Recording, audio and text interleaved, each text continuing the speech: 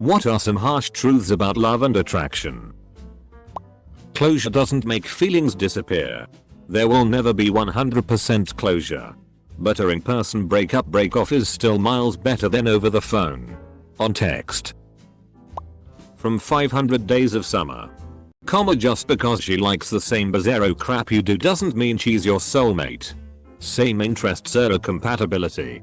When I saw this as a young tween girl, my friends all thought poor Tom. Summer is such a bitch. Because. Come on. They obviously belonged together. She led him on. And I remember arguing with them. From the beginning. She said she wasn't looking for anything serious. That she didn't believe in love. And didn't want a boyfriend.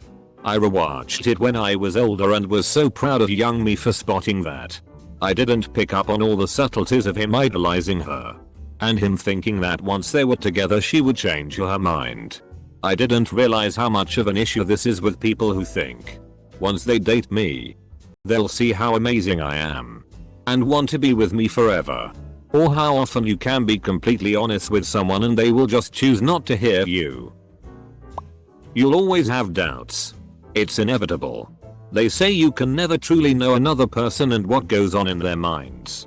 Even if you literally spend a lifetime with them. There is no perfect person for you. There is only someone who you can handle the flaws they have. Thank God there's not a perfect person out there for me. I'd never find them with all the billions of people in the world. Better to be able to find someone whose flaws you love as much as the rest of them and enjoy the ride together. Just because you love someone, there's absolutely no guarantee they'll ever love you back. On the same note, just because you like someone or see a future with them doesn't mean they see it the same way. Your partner isn't obligated to find you sexy by default just because you are with them. You could become a lazy fat slob. Smelly. Change your hairstyle. Anything. They could still love you. But be turned off physically by you. For better or worse. Richer or poorer. In sickness or in health never happens how you planned life. Love is a daily decision to make your relationship more important than all the things that suck about life. This is so true. If you don't actively work on nurturing your relationship with your spouse, it'll end. This means maintaining and building your friendship. Keeping the romance and fun and sex going and staying healthy. Interesting and active. I also truly believe that you always need to be working towards a goal together and supporting each other's dreams. From big things like purchasing a house and saving up for a holiday to little things like taking dance lessons or gaming together. It isn't always easy. You'll get on each other's nerves. The sound of their voice will, at times, be the most obnoxious thing in the world. But you have to choose to work through it and make things better if you want a relationship to last. No matter how intelligent or rational you are usually, it all goes out the window once you are attracted enough to someone. You will behave in irrational and downright stupid ways. Do things you can't explain. And afterwards wonder what the hell you were thinking. Love doesn't mean that you will always agree with each other and will never have an argument. And an argument does not mean it's a bad relationship. It depends on how they react to the argument. Do they talk through it calmly and try to find a solution? Or do they yell at each other until one of them leaves?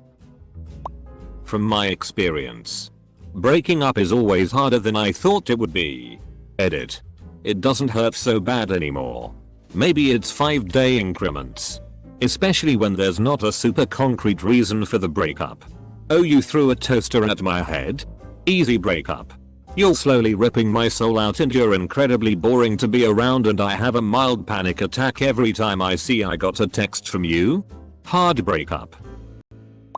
Your partner is going to be attracted to other people, but as long as she respects you, you don't have to feel intimidated by this. Had a girl break up with me because I'm bi and was worried I was checking out guys and it made her uncomfortable. She was looking at girls constantly telling me how hot they were and I'd just agree, lol. Love is a choice you make every day. Don't follow the butterflies. Those will come and go. Find someone who you think will make a dependable and honest partner. Oh. And if you see crazy coming, cross the street. I don't care how hot they are or how good the sex is. I am saving you heartache. Listen to me and learn from my pain. And I don't care who you are. You know when someone is not good for you. Listen to your gut. Never chase after someone. If they don't actively like and show interest in you, you cannot make them. No scheme, strategy or gesture will make them want you, and you cannot change yourself to make them want you. Fortunately, you really, truly don't want to be with someone who doesn't like you just the way you are. Unfortunately, this truth is impossible to believe or fully understand until you have met someone who likes you just the way you are. And that's how dating apps, expensive clothing brands, diet companies, and beauty supply stores stay in business. There is always one partner that loves more. A good relationship is when you both strive to be that one. Hard pill for me to swallow tonight. If it's not an enthusiastic hell yes, then it's a no. And I don't mean that just in a sexual way. Obviously, if someone isn't excited about sexy times, then you absolutely need to stop. If someone says they want to hang out and blow you off for several hours, then it's a no. To add on to this, the person telling you I'm just not ready for a relationship is letting you down gently. There will never be anything romantic between you two if there isn't something right then and there. No matter how hectic someone's life is, if they feel they met the right person, they will make time and way for a relationship. The saddest thing in a relationship that isn't outwardly awful abusive is when someone dates another person because that person likes them. It's like telling yourself that you aren't good enough, so let's settle for this person. I've seen a lot of ruined friendships because one person mistook the attraction of being loved with actually being in love. You'll probably not find that 10/10 significant other. I could make a whole list for a perfect girl, but realistically, she's maybe not out there. You don't know if she wants to be with you for the rest of your life. That's the scariest thing to me about love. 1. You are usually attracted by someone different from you. That feels new and exotic. But it's usually easier to respect, and thus love, someone who is more akin to you. 2. Attraction comes and goes. But routine is the enemy number 1. In long-term relationships and in marriage, you need to actively swim against the current of routine. You will only bring yourself to do it if you love your partner and yourself. Because it's a constant struggle. You might fall in love with a person that you are not attracted to. You might forgive 1,000 shortcomings of a person you are attracted to. Both suck and both are great for their own reasons. Throw an age, or where you're at in life, and both are going to suck eventually. Most attractive PPL are genuinely kind and charismatic. Turns out the full package does exist. Those who pretend that looks and personality must always be completely opposed to one another are shallow and bitter. The question shouldn't be how do I find someone who fulfills all of my expectations? But rather how do I find someone compatible with me? Incompatible PPL can have the perfect looks and perfect character traits, but if they don't match with your needs and plans, they aren't right for you. Love is all you need. Is a crock of shit. Love is important in a relationship. But people can love each other very much and make each other absolutely miserable. There's more to relationships than a feeling. Well, when the Beatles said it, they weren't referring to romantic love. More the general sense of acceptance, tolerance, appreciation and empathy for all things, which is not just bullshit. Best case scenario. You both die at exactly the same time. Normal scenario. One of you dies first, leaving the other alone and heartbroken. Worst case scenario. You split, leaving one or both of you heartbroken. It's a classic lose-lose-lose situation. You may find physical chemistry with someone who isn't aesthetically your type. It may be the best physical chemistry you've ever had. But your brain may not let you be comfortable with it. You may feel compelled to seek out your type, only to experience something less intense. Or you may never deviate from your type for social or nebulous self-worth issues, and never experience that chemistry. FCK. It's complicated. Sometimes I think the hardest part of being hypersexual is finding out chemistry comes in different forms. That they still very much could still have leftover feelings for their ex while currently dating you. They can overcome their feelings and never act on them, but it can still be present in a relationship. It's all just chemicals rewarding a process that we see in the abstract because of domestication. I'm not special and neither are you. There are no guarantees. Promises don't really mean anything to most people. You can have a magnificent connection with someone, but that doesn't mean they want you. And it takes vulnerability to really love someone. 1. Looks do matter. They're not the only thing that matters. But people who say looks don't matter are either liars or fools or trying to soothe your feelings. 2. Some of us will never find love. 3. Some of us are not capable of love. I wish more people would understand that second one and stop telling others cliche things like you'll find someone eventually, or just be yourself and eventually someone will love you. The unfortunate truth is that some people will never experience a romantic relationship.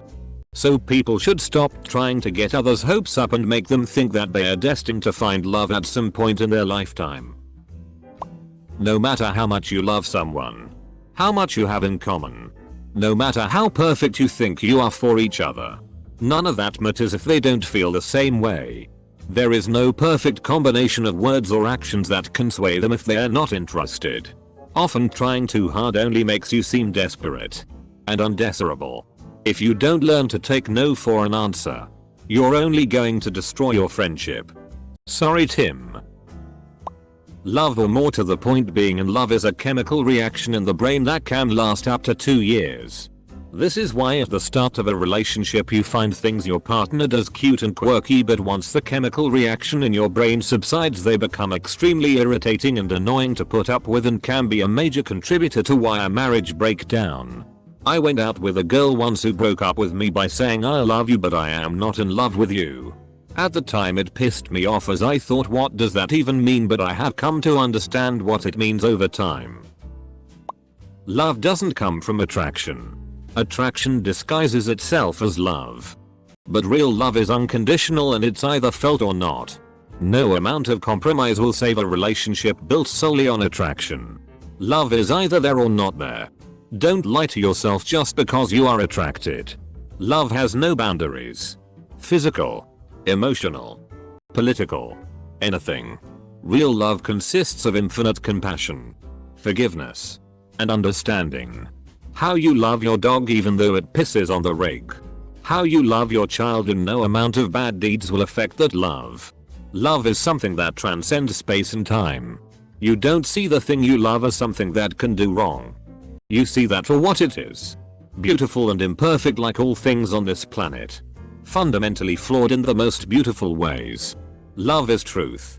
Truth is love. Lies break connections. Connections are love. Ditch your expectations. Sounds fatalistic. But I mean it like. Don't expect your partner to become someone else for you. But cherish who they are. Love isn't a fairy tale. I mean, two people can love each other dearly. But that doesn't automatically mean everything works out. Love ain't enough on its own. It takes work. Real work for that, and sometimes, even while still feeling love for each other. And with both parties trying their hardest, it just doesn't work sometimes. On the flip side, in cases like that, it's never a waste of time. I think most, maybe not all, relationships have something you gain from them in the end. Marrying for love has proven far less effective than planned marriages. Probably because many people who marry for love don't realize that love is more than feelings of infatuation. Sometimes love is a choice. Like when your wife has had a long day so you do the dishes for her. Or you feed your baby so she can sleep. Or when you hold your tongue in an argument so you don't say something hurtful. Too often we equate love with these Hollywood-esque emotions and don't realize that love is often hard work. The quirky parts of someone's personality that make you fall in love with them are often the reasons you fall out of love with them. As people grow and you are around them more, the quirks will often become, or seem to become, more exaggerated. So they will start to annoy you. Before long, the thing you loved them for, you will dislike them for. The 80/20 rule of online dating. Single moms have baggage. Money helps if you're ugly, but not by much and in direct proportion to said ugliness. Never be anyone's silver medal. You can get away with being a psychopathic sadist as long as you're good looking. There is little to no incentive to getting married anymore. OnlyFans and the federal government has replaced long-term relationships. People can try as hard as they can, but if there's any preconceived bad notion of what you are, especially with people who have known you for quite some time, there's no chance. But it's not that much of a bad thing.